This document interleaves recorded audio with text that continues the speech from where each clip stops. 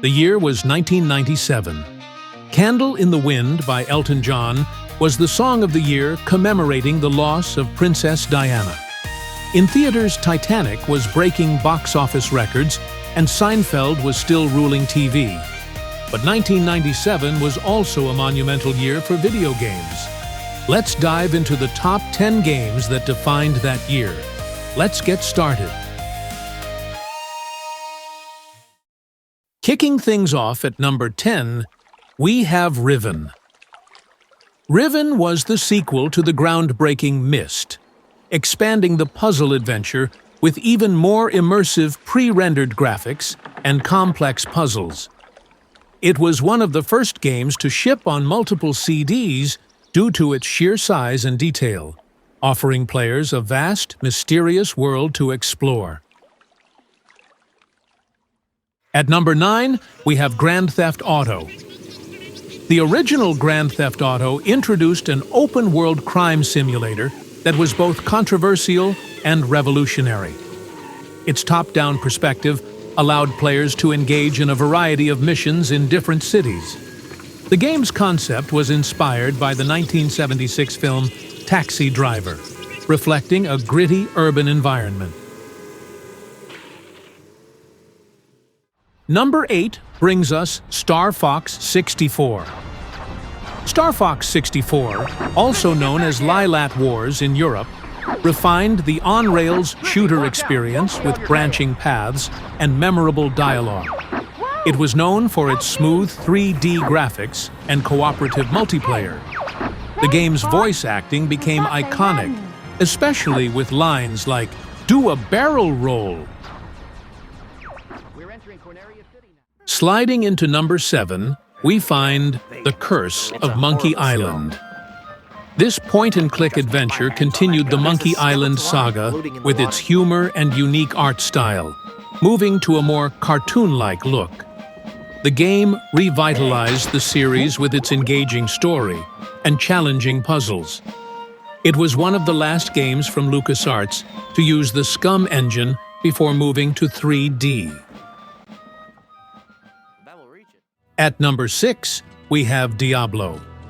Diablo set the stage for action RPGs with its dark, atmospheric dungeons, addictive loot system, and multiplayer options. The sanctity of its click-to-attack system was simple yet effective, drawing players into hours of gameplay. The game was originally envisioned as a turn-based RPG, but was switched to real-time due to the gameplay flow. Number 5 is Fallout. Fallout introduced the world to a post-apocalyptic RPG where your choices mattered. Its narrative depth, character development, and open-ended gameplay were revolutionary. The game's setting was inspired by classic sci-fi films like Mad Max and A Boy and His Dog, giving it a unique retro-futuristic vibe. At number 4, we have Gran Turismo. Gran Turismo was a game-changer in racing simulators, focusing on realism with its car models, physics, and customization options.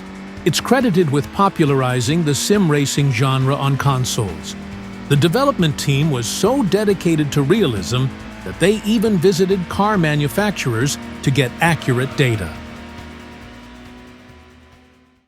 Number 3 is Castlevania, Symphony of the Night. Symphony of the Night redefined the Castlevania series with its exploration, intricate level design, and RPG elements. Its narrative depth and bringing back Alucard were captivating. The game was initially planned as a side story, but became one of the most beloved entries in the franchise. At number 2, we have GoldenEye 007. GoldenEye 007 was not just a game, it was a cultural phenomenon for its time, bringing espionage, stealth, and multiplayer to the FPS genre on consoles.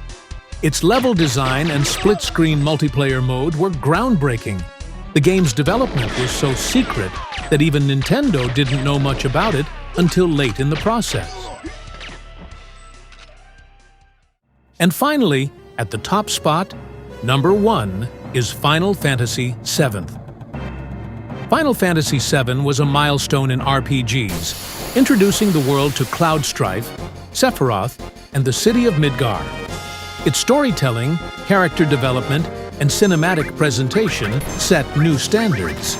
The game's development was so extensive that it required the creation of new technology for its time, including the use of pre-rendered backgrounds. And there you have it, folks, the top 10 games of 1997, each contributing to a legacy of innovation in gaming.